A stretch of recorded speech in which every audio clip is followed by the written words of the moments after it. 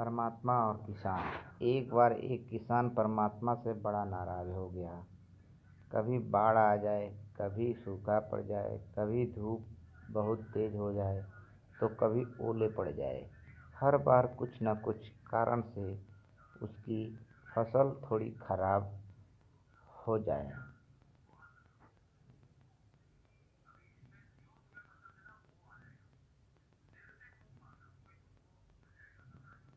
एक दिन बड़ा तंग आकर उसने परमात्मा से कहा, देखिए प्रभु, आप परमात्मा हैं, लेकिन लगता है आपको खेती बाड़ी का ज़्यादा जानकारी नहीं है। एक प्रार्थना है कि एक साल मुझे मौका दीजिए, जैसा मैं चाहूँ वैसा मौसम हो, फिर आप देखना मैं कैसे अन्न के भंडार भर दूंगा। परमात्मा मुस्कुराए और बोले, कहा ठीक है, जैसा तुम कहोगे वैसा ही मौसम दूंगा, मैं दखल नहीं करूंगा। किसान ने गेहूं की फसल बोई। जब धूप चाही तब धूप मिली, जब पानी तब पानी, तेज धूप, ओले, बाढ़ आदि तो उसने आने के नहीं दी। समय के साथ साथ फसल बढ़ी और किसान की खुशी थी, क्योंकि ऐसी फसल तो आज तक नहीं हुई थी। किसान ने मन ही मन सोचा, अब पता चलेगा भगवान को कि फसल कैसे करते हैं। बेकार ही इतना बरस हम किसानों को परेशान करते रहे। फसल काटने का समय भी आया। किसान बड़े गर्व से फसल काटने गया, लेकिन जैसा ही फसल काटने लगा, एकदम से छाती पर हाथ रख कर बैठ गया। गेहूं की एक भी बाली के अंदर गेहूं नहीं था। सारी बलियां अंदर से खाली थी। बड़ा दुख होकर उसने परमात्मा से कहा कि प्रभु, ये क्या हुआ।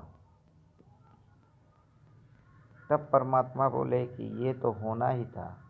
तुमने पौधों को संघर्ष का जरा सा भी मौका नहीं दिया, ना तेज धूप में उनको तपने दिया, ना आंधी ओले से जूझने दिया। उनको किसी प्रकार की चुनौती का एहसास जरा भी नहीं होने दिया। इसलिए सब पौधे खोखले रह गए। जब आंधी है तब तेज बारिश होती है, ओले गिरते हैं, तब पौधा अपने बल से ही खड़ा रहता है। वो अपना अस्तित्व बचाने का संघर्ष करता है, और इस संघर्ष से जो बल पैदा होता है वही उसे शक्ति देता है, ऊर्जा देता है, उसकी जीवटता को उभारता है। सोने की भी कुंदन बनने के लिए आग में तपने, हथौड़ी जैसे पीटने, गलने जैसी चुनौतियों को गुजरना पड़ता है, तभी उसका परिणाम अभिव्यक्ति अनमोल बनाती है।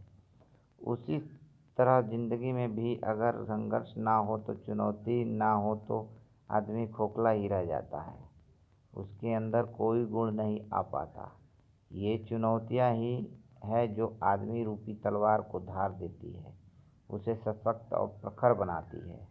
अगर प्रतिभाशाली बनना है तो चुनौतियाँ तो स्वीकार करनी ही पड़ेगी, अन्यथा हम खोखले ही रह जाएंगे। अगर ज़िंदगी में प्रखर बनना है, प्रतिभाशाली बनना है, तो संघर्ष और चुनौतियों का सामना तो करना ही पड़ेगा।